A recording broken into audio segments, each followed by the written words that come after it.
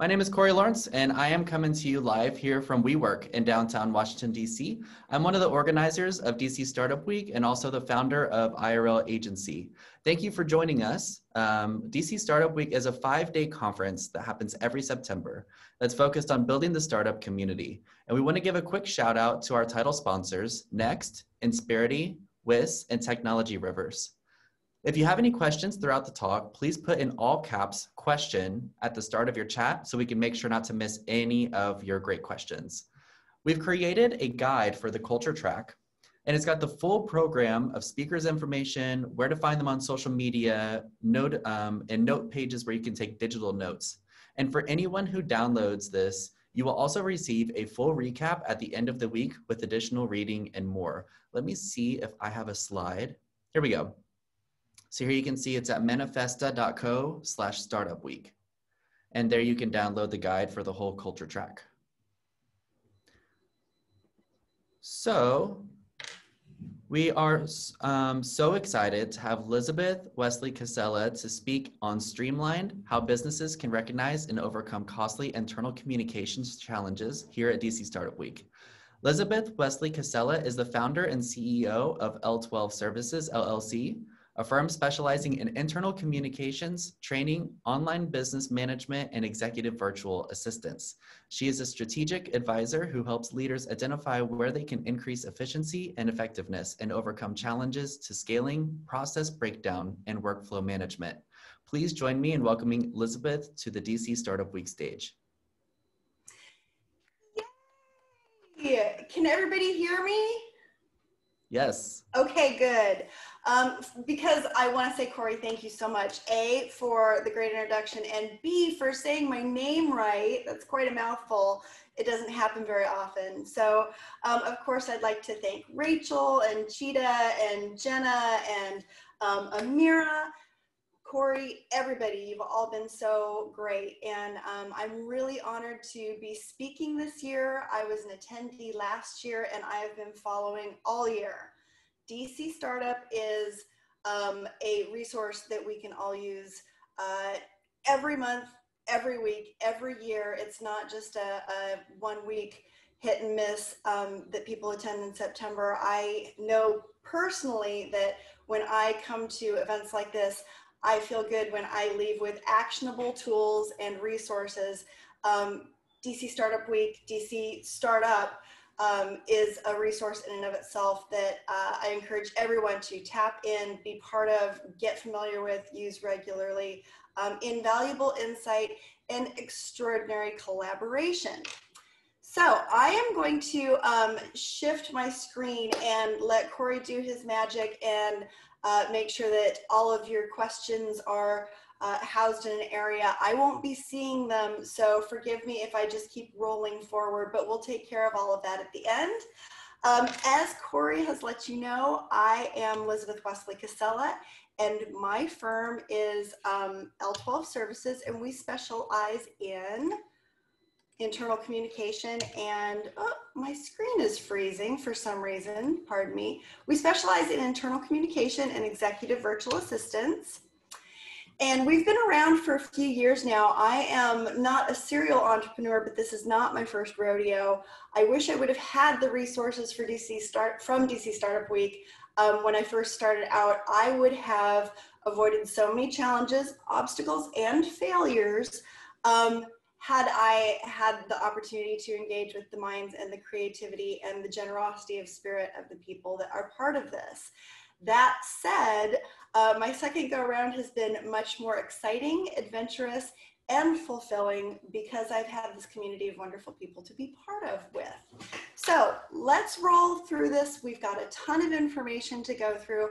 And at the end, I have a resources list. I'll also be telling you where you can get those resources on our website so you don't have to scramble around and make sure you have everything right now. So as we are moving forward, we are going to have a little bit of a warm up here. And what I need is a volunteer. So if somebody would not mind letting Corey know, we're gonna unblock your mic and you're gonna do a little bit of exercise with me. And everybody else, what you need pencil and paper. So Who do we have on tap here? Don't make me pick somebody, because those of you that know me know that I will. All right, 3, 2, 1, Julie Gelb. Hello, hello. Good morning, Julie. I hope you don't mind me picking on you, but this is really fun, so it shouldn't be too taxing. All right, Do it. Get to know your community. What I'm going to do is I'm going to send you in the chat a link to a picture. And what I need you to do with that picture is describe it without saying what the picture is. So I need you to use shapes words like triangle or circle, and relation words like next to, above, below, side, right, left. So I'm going to shoot that link to you real quick, and without showing other people on your screen, let me know that you got it. I got it. Okay, I'm going to give everybody about 2 minutes to get your pencil and paper ready while Julie describes this, and see if you can draw what she's describing. Okay, everybody go. And I obviously, just to clarify, I'm not saying what the items are, correct? Correct. Okay, so there is 5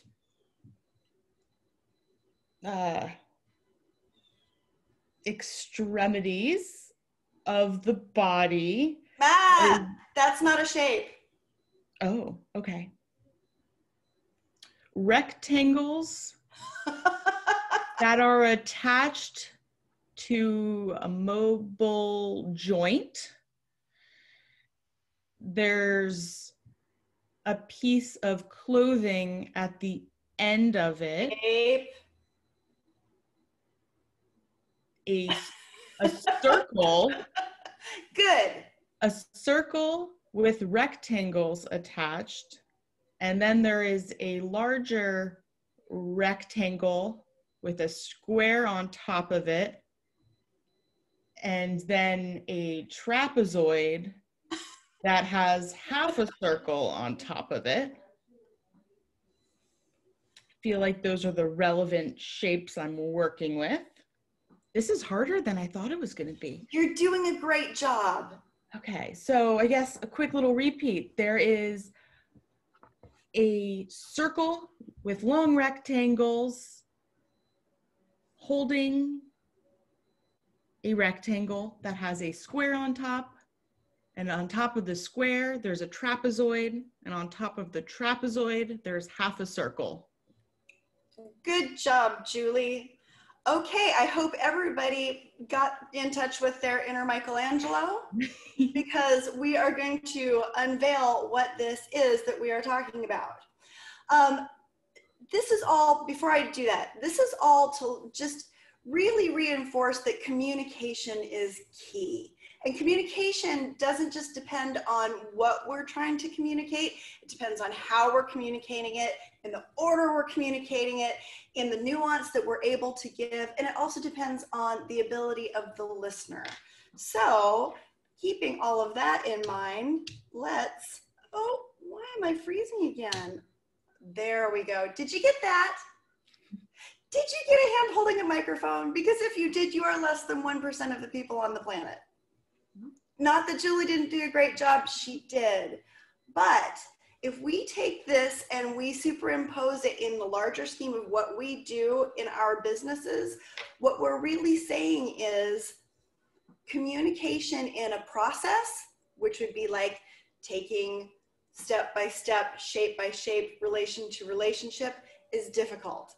If people don't have the same background or same education or same experience in our industry, connecting those dots can be hard.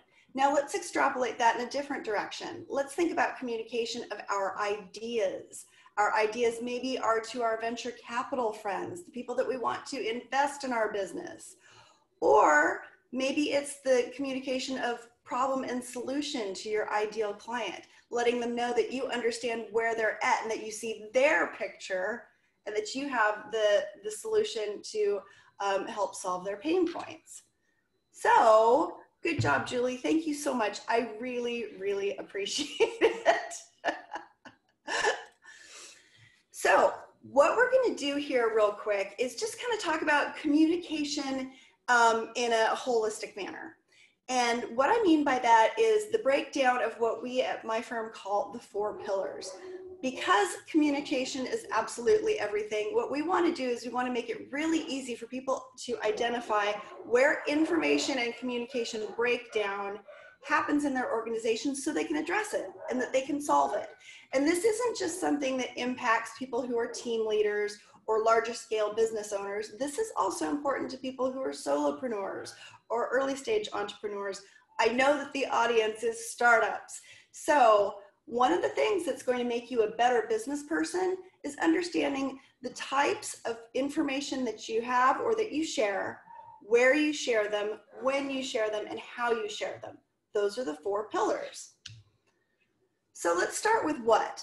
What do you communicate? Depending on your industry or depending on the type of business that you engage in, whether it's service or products, you may find that you are analyzing and realizing that you are very heavy in wordy communication. That would be like questions or brainstorming or idea sharing. Sometimes the information that you share, especially with teams, can be status updates or project updates or information about your work product. And of course, in today's day and age, we all have moments where we are sharing time-sensitive, fast bits of small data. And so those would be like your, I don't know, let's make it timely. The Slack or the Zoom link changed. We've got to go someplace else to meet. So knowing what types of information you share on a regular basis helps you understand the type of information that other people will need and the best way to communicate it. So once you understand what it is that you're communicating, let's understand where we communicate it. Now, where we communicate it is really important for a couple of reasons. And, the title of this presentation is Streamlined: How We Can Avoid Costly Mistakes. One of the areas where you can save money is by utilizing the proper platforms for the communication that you share. Not everybody needs every platform out there, and most every platform costs at least some bit of money. So if you can streamline the number of platforms that you use, not only are you saving money in memberships or purchasing software, but you're also saving time. If you know the type of information that you're sharing and where you're sharing it, for example, work product and project updates should be on your project management platforms. So like an Asana or a Trello. Brainstorming and question asking should be an email. So, email, Gmail, Outlook, however you send those messages. Those short bursts of information, those should be in a Slack or a DM or some sort of text-based platform. If you know where you're sharing the right information and your team knows where you're sharing the right information, you can always save time by going to those correct platforms for those bits of information. Now, another reason why this is important, and I want you to think about it as both an internal and an external communications best practice. If you know where you store and share information, you have the likelihood of being memorable for the right reasons to the people that you're trying to convince about your idea. And what I mean by that is, think of it this way. Let's say that you are in the grocery store and you run into that ideal client or that VC person that you've been trying to create your relationship for a while with, and you get their ear while you're standing in line. If you know that you and your team have put together a proposal, but you don't know where it's housed, either in some random thread on Slack or potentially one of 7 iterations on your project management platform, while you're having this conversation with that person who is very, very important to the future of your business, you're scrolling around on your phone looking for where this could be, the latest version of it, hoping that you don't have the one with the redlining and the typos and the misplaced logos that you can share with them. What you're really wanting to do is get that last perfect version easily and quickly from your phone to theirs, hot minute, deal done, information shared. If you and your team don't know that documents and final products go in your file organization, your Dropbox or your box.com, where everything is named properly and it's organized under the right folders for easy use and finding, you may be looking in all the wrong places, which creates anxiety, which creates panic, which makes you fumble around, and you look like an unprepared idiot, which you don't want to look like in front of somebody that you're asking to either put money in your business or engage with you as a client. So knowing what you communicate, where you communicate it, store it, house it, hold it for future use is extraordinarily important. So now let's roll into, and I know I'm going quickly, I'm sorry, but there's so much information that I want to share with you. Please know that after this is done, you can always get a hold of me and we can chat this through. But the third pillar is when you communicate. And I'll be honest with you, up until a few months ago, when you communicate was one of the lesser touched on, lesser emphasized of the pillars, but now it's become far more important, and I'll tell you why. Where you communicate used to mean, what are your office hours? Do people know when you expect them to be on? Do people know when to expect that their deliverables should be delivered?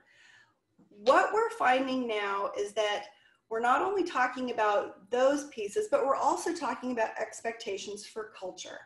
And that means that we are discussing with organizations whether the people who do the jobs that need to be done understand that culture is either a 24/7 culture or it's a 9-to-5 culture or some hybrid between there, and understanding what expectations are.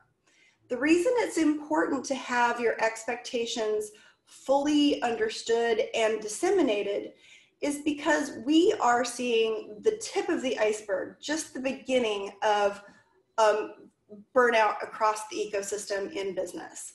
We have people who are, especially entrepreneurs, they're, type A personalities that want to keep rolling, need to make sure that the ball is moving forward for those small wins and big wins in order to feel good. Some people are hiding from the news by engaging in work 24/7. People are working phenomenally hard. They're also trying to balance, dog walking and laundry and schooling their children and all of the other things that go along with trying to lead a life and be successful in a wide variety of different areas, much less, living that your best life of the Oprah generation. What people are encountering right now is that expectations aren't clear. And when expectations aren't clear and guidelines aren't clear and freely distributed, then people get confused and they panic and they feel anxiety and they don't feel good about their performance because they don't know what success is defined as and they don't know where the goals are. They just know things need to get done. So the important piece to avoid burnout, to prevent it from happening right now, is to create policy and distribute it frequently. That doesn't mean bashing people over the head, but be very clear about when you expect people to have Fanny in the chair time and when you expect them to disengage. Specifically spelling out when to disengage is permission giving. It allows people the opportunity to leave their computer or turn off their electronics and really focus on the things that are good for them. Now, we're only in early September and we're talking about burnout. Please keep in mind that over the next couple of months, in addition to everything else that we've got going and all of the unexpected transition to virtual work that most organizations weren't planning on, we also have the holidays. And the holidays traditionally come with their own set of pressures and expectations. And this year, nobody knows how to meet them because nobody knows what they are. So you're going to also have that low-lying, ever-present buzz of not meeting family expectations or emotional needs that come with, Thanksgiving and all of the December holidays and the upcoming new year. We've got some milestones to meet. So telling your organization, your team, your clients, your funders, exactly what your expectations are for business and business time right now is supremely helpful, and it will allow everybody else to either meet or negotiate what is best for them as you move forward and as they support you. So the final pillar is, how do you communicate? And how do you communicate? That is important because it should be, ideally, supporting both your business goals and your business culture. So what you probably need to sit down with your team and do is set everybody up for success by having what would be considered common sense conversations. But remember, common sense is subjective. Kind of like fashion. Dress appropriately for work could mean one thing to one person and an entirely different thing to somebody else. So when you're talking about your culture and communication, make sure that you've touched base on the things that may seem silly but are extraordinarily important, such as subject lines that get action. Are you implementing, or do you regularly practice subject lines that start with action required or response requested, so that the person receiving it knows exactly what they need to do, or if they can let it go down into the inbox filter a little bit before they address it. Are you explicit that emojis, super great for internal use and among colleagues, but please don't share them with our external clients? Do people know that that's kind of forbidden? Or do you have the potential that there is a really excited, super, young, motivated person on your team who's an intern who's going to send smiley faces, thumbs up, and maybe an XOXO to your clients? You need to make sure that it's explicit. Those only, well, maybe 2 out of 3 of those only happen within the confines of your team. Another one that's seemingly common sense, but that a lot of people get in trouble for and fired for, is the use of all caps. In your organization and within your culture, does all caps mean you are so excited, or does it mean that you are so mad?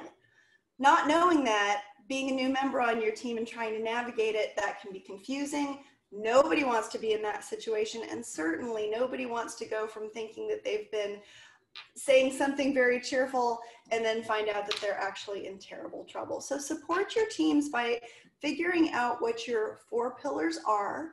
And there's a checklist on our website to help you do that. And drill down into that information and create policy and plan and distribute it among your team so everybody is informed for what you expect, what you need, and how you need it.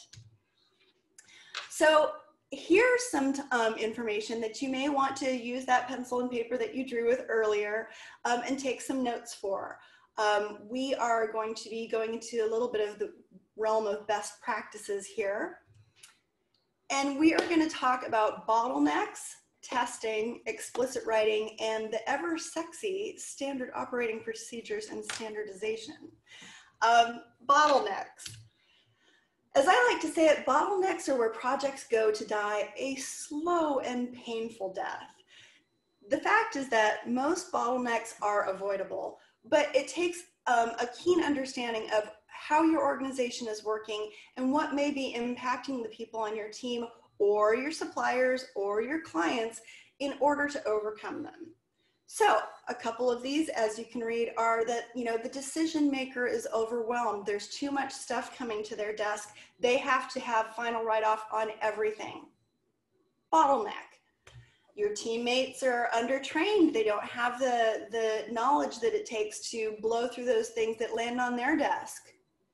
Bottleneck. You have too few resources.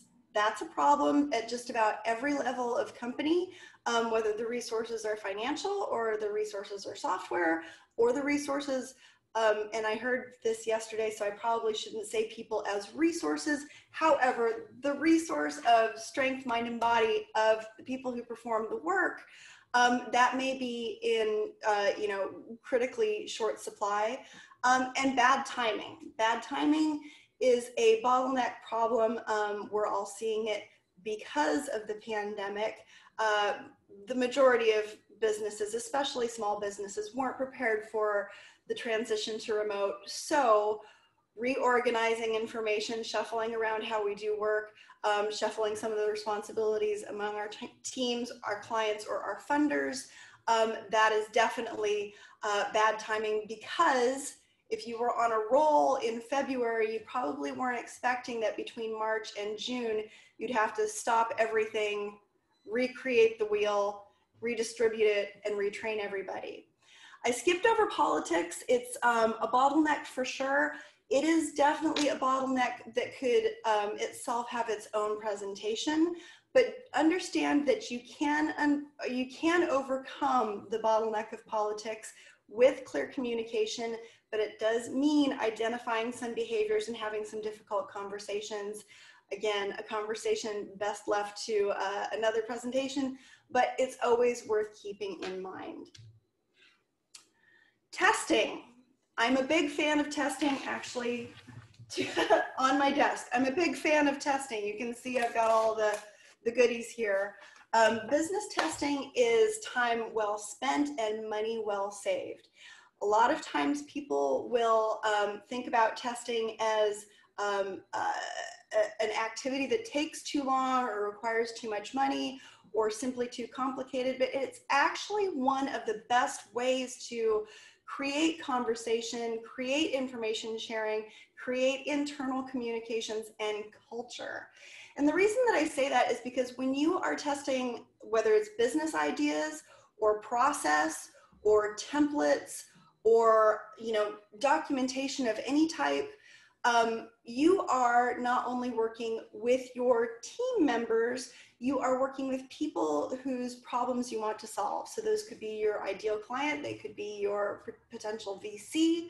You are learning the language of the client, and you are using that language among the people who are trying to help you solve those problems. So, good business benefits from testing and good communication through the development of standard operating procedures. It helps you build a culture of innovation. It also increases strategic thinking skills, all of which help you in your bottom line. If you test before you invest, you save yourself a ton of money. And I can say that my previous business suffered because of a lack of testing, and that was eventually its demise. There were a couple different areas where I could have engaged this specific business building, business development, skill set, area of knowledge, and I would have been light years ahead of my competition, and I would have built better relationships with my collaborators, and I didn't. Specifically, testing can save your business, and if you do it early on, it'll help you hone your messaging. It'll help your team understand better what it is that you are trying to communicate and sell and solve. And it will help those that you want to engage understand that you know exactly where their potholes and their bottlenecks and their broken processes are, and that you have the ability to create fixes, help them overcome them, or avoid them altogether. So here's another issue that's really important, and it's explicit writing for emails and invitations. And what I mean by explicit is not wordy.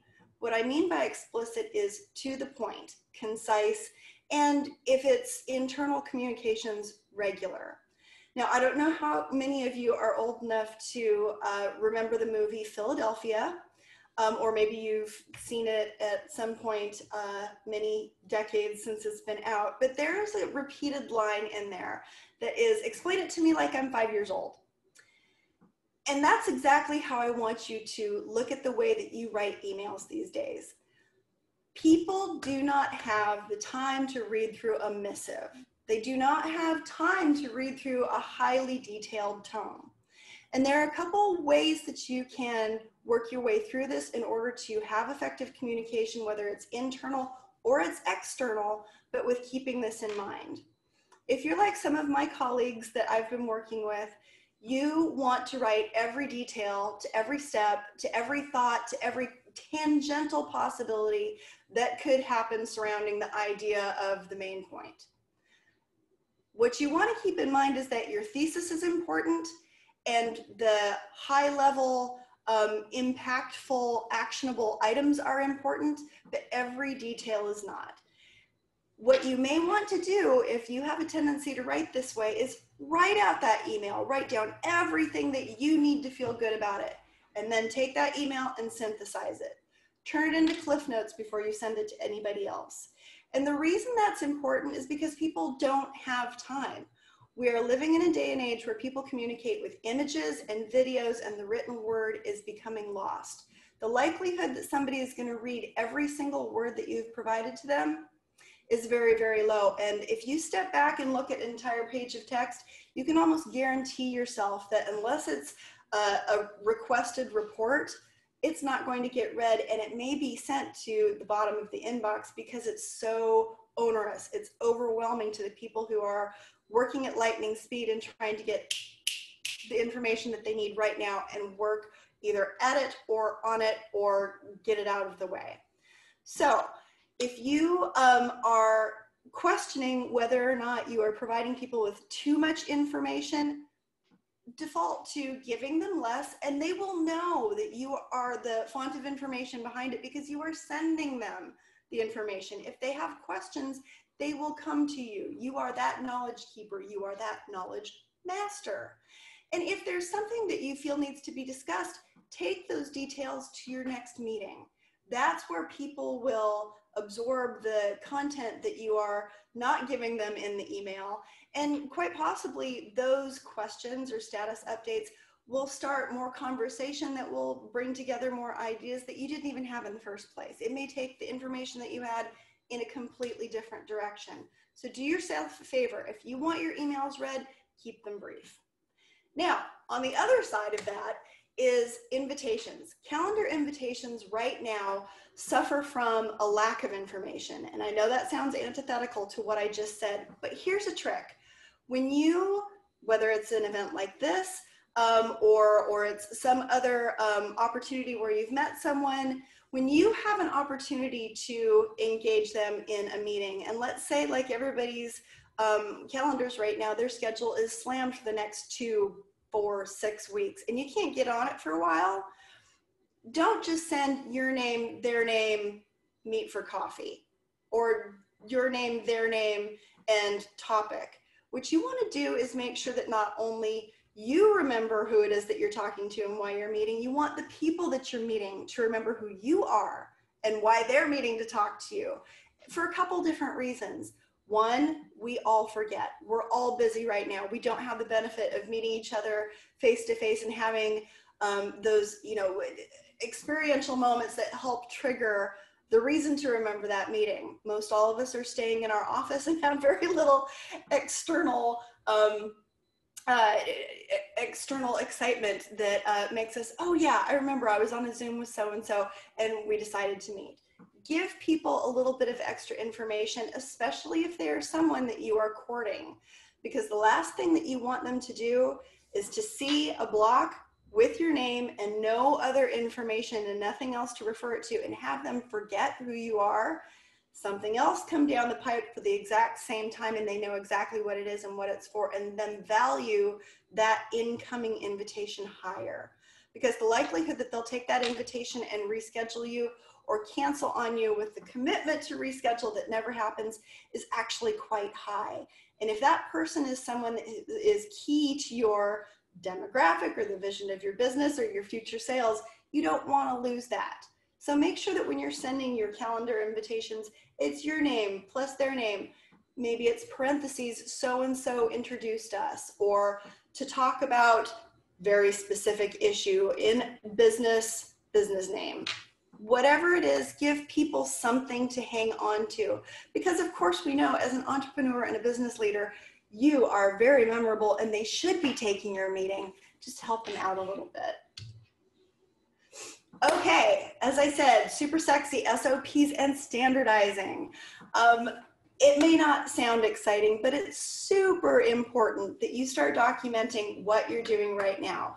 And for you solopreneurs out there, this is just as much for you as it is for any team. And I'll tell you why.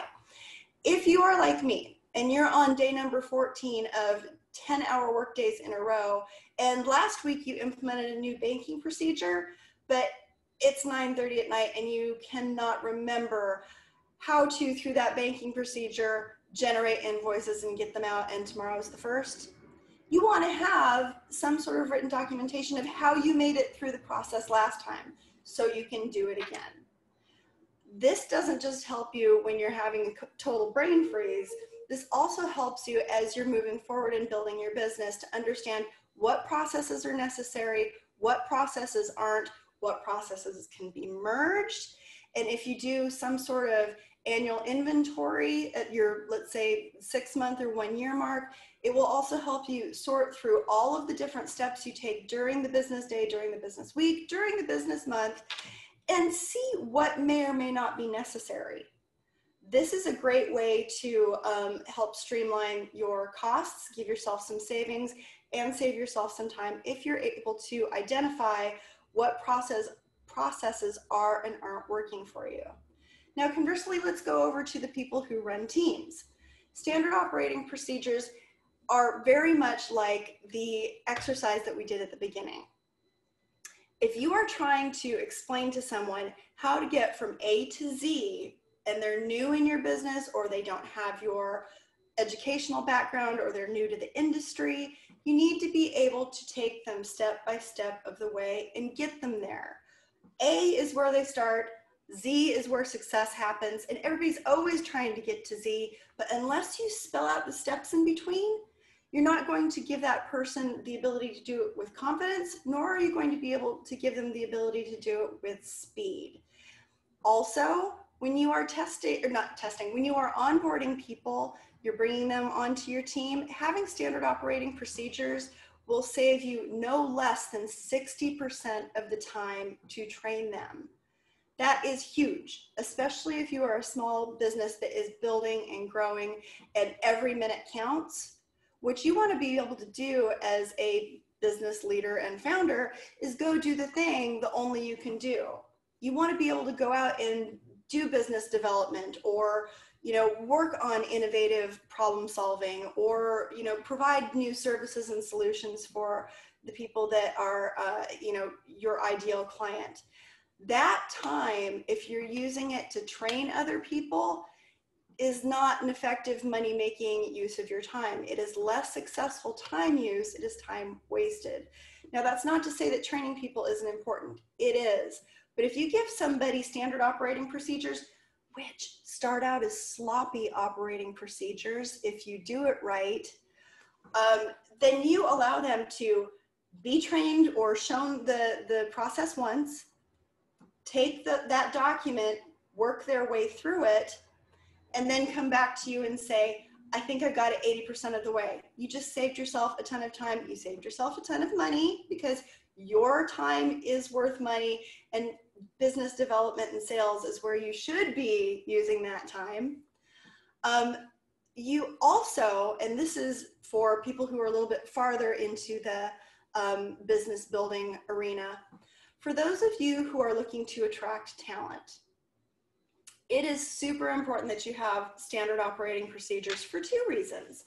The first being that if you bring in somebody who is an exceptional, highly skilled worker to do a job, and you have standard operating procedures in place, or you're working on them, then they know that A, you don't truck with a half-completed process. You expect and have the ability and reasonable expectations to demand high performance. You are showing them how to get there. You are giving them the tools that they need to hit the ground running and to become successful right away. You have defined success for them. And if you have a truly exceptional worker, they're going to come into you in a couple weeks or a couple months and say, hey, you gave me this list of stuff to do and the way to do it, but you want me to be here? I can get here or higher. We can improve on this. I can outperform your standard operating procedures. I can exceed your expectations, and here's how. And that's how innovation starts. That's how people become really comfortable solving before the problem. This is where you build a culture of people who have autonomy and have confidence, and are invested and have loyalty in your business because they've helped to build it even better than it was when they got there. And again, if you are looking to become a business that people seek to work with or seek to work for, allowing them to help make it better makes everybody happy. And it is indeed culture that you are shifting. So here's a little bit of information that I'm not going to use business names, but they are case studies, and they all come from the history of mine. These dots could, grow to be a dozen, but for the sake of keeping this brief, I'm only going to be using a couple do's and a couple don'ts, and I'm going to start with the don'ts. Do not, in your business, beta test. It is super easy for people, especially in the startup area who don't have a lot of money, to look at the landscape of new technology and say, we can use that. Keep in mind, whatever that is, if it isn't tried and true, then you are basically beta testing somebody else's product for them, which can lose your data, which can ruin your ability to communicate that data to other people, which may be something that other people aren't trained on and can't pick up quickly, and may not even be around in a while. So if you're going to invest in, let's say, a platform for your project management, and it's not a well-known name like an Asana or a Trello or a Smartsheet or Airtable or any of the rest of them, just know that, sure, you may be supporting somebody who has brought it from kitchen table to market or brought it from garage to market, and that's great of you. However, you are gambling with your business. If you want to beta test, do it with your hobbies. Treat your business like a business. Stay with the tried and true. Also, don't make executive decisions in a vacuum. There are a couple different reasons for this, but predominantly, if we're talking about culture, the reason you don't want to do this is because it is implicit in that behavior that you don't value the time or talent or skills or knowledge base of your team. As the CEO, it's your job to identify the North Star. And if everybody's been in their little rowboats and trying to get you to that North Star, and out of nowhere you decide the North Star isn't over here, but it's over here, or it's over here, not telling people why you're making decisions or not getting their input on whether that decision is a good one or not, tells people that no matter how hard they've been rowing and how compliant they've been to your requests, that it wasn't good enough, and that only you can make the decision. Now, it's important to keep in mind that as founders and as business leaders, there are times where we will make decisions and they will be our decisions, only our decisions to make. However, it does not hurt you to share your thought process with the people who have invested so much and are working so hard to support you and get you to where you need, to hear the reasons behind it and to hear how some of their effort to get you in one direction may be able to be leveraged to take you into the other one, your new North Star. Some of the things that you should do use tools. And we're going to go over tools in just a few minutes, but it's important that as you go through business building, as you set up the initial stages of your business, that you're able to measure and you're able to templatize and you're able to standardize. If you're able to standardize, you have put investment in advance into what you want your work product to look like.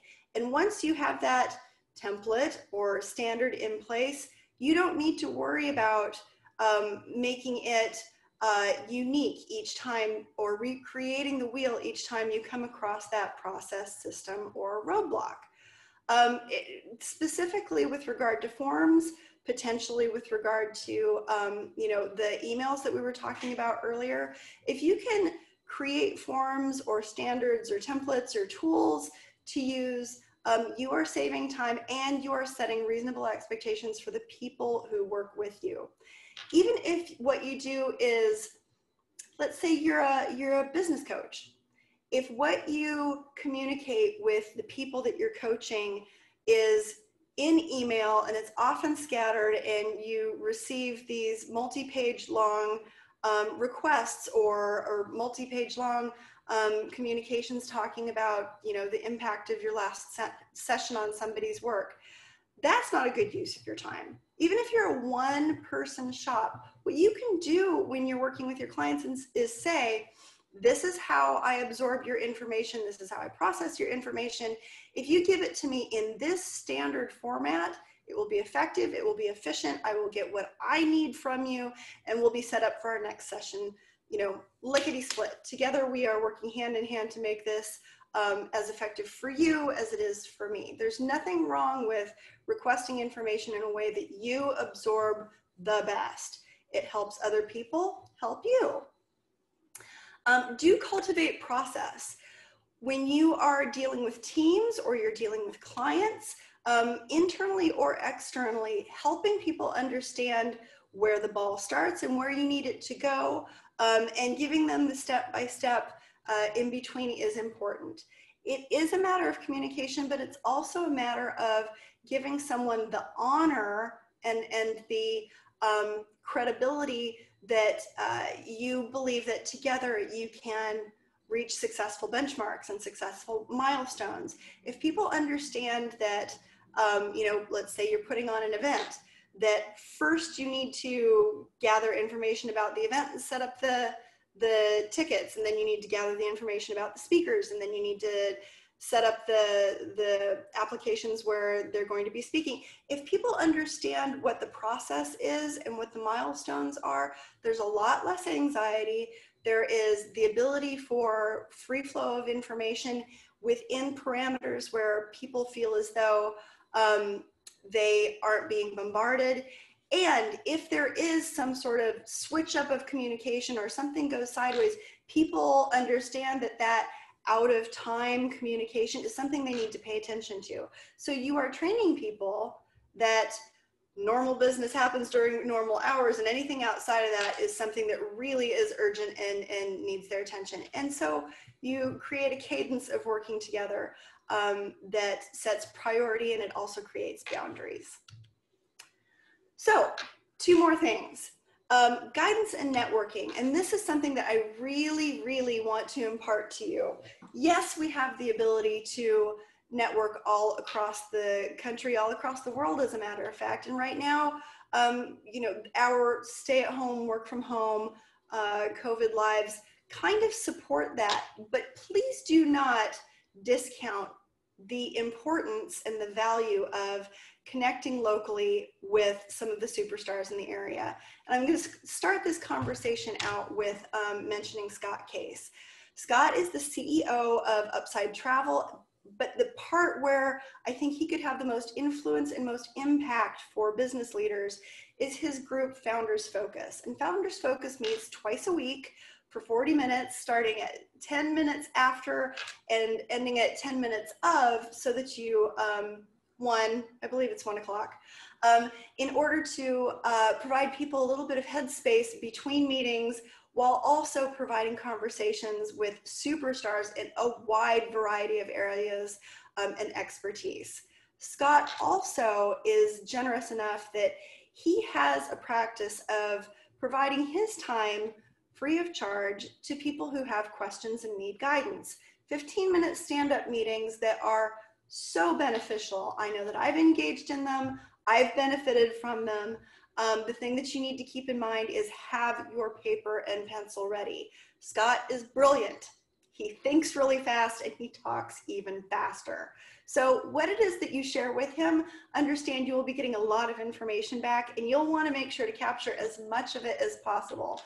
If you want to find him, he's going to be speaking directly after me at 11 o'clock. I really encourage you every day this week, as a matter of fact, at 11 o'clock to go to the Founders Focus event and check out who he has speaking. It's always a great conversation. Find him on LinkedIn. And within my website, there is a menu tab called Resources. If you look under there, all of these people on the screen are going to be listed with a very, very brief bio, their website, and how to reach them. Some of them have their LinkedIn sites. Some of them have direct website access. But please do follow up, set up that meeting with Scott. You will not be sorry. I held up a book earlier as we were talking about business testing. Testing Business Ideas by David Bland. Yet another brilliant, very generous human being. David is very well known in the Silicon Valley startup area. He is very well known with entrepreneurs and businesses that deal in innovation. He is very generous with his time. He actually started his career out here, and he helps people to understand what types of tests to run, when testing is important, and how to take advantage of the information that you get from testing as you move forward in your business. He is a resource. Please go to precoil.com to reach him. If you're interested in content creation as a founder, Dory Clark is the person that you're going to want to follow. She is amazing. She writes for HBR, Fast Company, Forbes, Inc. She has not only her website, but you can access her on Facebook. Jessica Duell is a podcaster and also an expert in growth management. And for those of you who are accounting challenged like I am, I always recommend looking at Mike Michalowicz for Profit First for your business banking needs. I see that we're running close on time, so I'm just going to zip through this real quick and let you know that for any tools or templates that you need that we've discussed earlier, like meeting agendas or speech presentation factors or those sloppy operating procedures or KPI development, visit L12 Services. Under resources, you will find templates and tools. And with that, I am going to say thank you very much and turn it over for any questions. Thanks, Lizabeth. That was fantastic. Yay. Amazing. Just a wealth of information. And the chat was exploding throughout with lots of people just loving everything you're sharing and plus oneing it and giving some of their own tips and tools in the chat. So this has been super engaging. I had asked a question that selfishly, since I get to choose what questions get asked, I would love for you to answer. So you had a slide where you're talking about bottlenecks, right? Or like killing projects. And I asked, what do you do when you are the biggest bottleneck? It happens a lot. It happens a lot, right? I've seen it in large teams. I've seen it in, I'm a solopreneur with a team of contractors. Like, what do you do when you know you're the biggest bottleneck and you still want to get all these things done? Like, what are some ways we can get around that? Well, this is where I get to tie into your amazing presentation. This is about communicating with other people, and hopefully you've developed a culture, whether it's a culture of a team or a culture of subcontractors, where you ask for help. And that is the hardest thing for most people to do. I'm guilty of it myself. But when you have the overflow of data on your desk or the email, deluge in your inbox, talking to someone who you know is an expert in that area, or at least well-versed in whatever that skill is that maybe you're not as good at, I guarantee you, especially within this DC Startup Week community, if you reach out to anyone like me, like just about anybody here, the 1 or 2 dozen people that I've reached out to all year, whenever I've asked them for help or for guidance, every single one of them has been there in a heartbeat. So when you find that you are the biggest bottleneck, reach out to someone who's an expert in systems or an expert in problem X and ask them, how do they fix it? Or who do they turn to? And I will say to a person, you will get somebody who digs in with you and spends some time to help you sort out that problem. Okay. So getting help, whether that's professional help or someone on your team, getting someone who can take it off your plate, essentially. Okay. Yes. Somebody asked, how do you create custom Slack emojis? I feel like that's a question for Julie, but I don't know. Elizabeth, do you know how to create custom? Okay, Julie, do you mind answering that question for us? Hello, I dropped a link in the, let me find. Oh, you did. You dropped a Slack FAQ. I will re-drop it into the chat. Thank you, Julie. Of course. Elizabeth, we had some really great conversations happening in the chat, and Julie was talking about how her team uses custom Slack emojis to kind of organize their conversations in Slack. That's perfect. I love that. And that goes right back to the fact that we are an image and video driven conversation these days. Yeah. Okay. So actually, Elizabeth, just to follow up on the question that you just answered, Julie had a follow-up question, which I think is really important, especially based on how you answered it.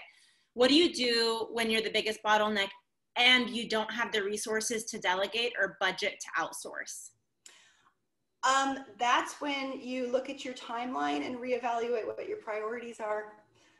It's unfortunate, but and maybe it's just me, but I don't believe that you can have it all. I think you need to choose where you're going to win, and you need to choose where you're going to lose. It's equally as important to say, I recognize I've only got 24 hours in a day, and these 5 things I am going to rock at. And that means that I'm comfortable letting these other 5 things be something I'm not really good at. Yeah, that's amazing advice. One step at a time. One thing, Julie, I'll say when I'm coaching founders or executives that I find really helpful when they're overwhelmed, that's helped me, is actually just picking 3 things a day that I'm going to do. It sounds like so infantile and like, but I have like 20 things I have to do. But honestly, we actually can produce so much more when we limit what we say we're going to do. And I find that when those 3 things I can communicate to the people who are expecting from me, if some of those things, there's like an accountability aspect, like my manager or client or someone else is waiting, because that's when there's so much shame around being a bottleneck, right? Then I get those things done. I'm more likely to get those 3 things done when I've also communicated you're going to get it from me today or in an hour or whatever. So limit the list and then communicate when someone's going to get it from you, and then pick your next 3, right? 100%. Give yourself space and grace. Nobody built their business in one day.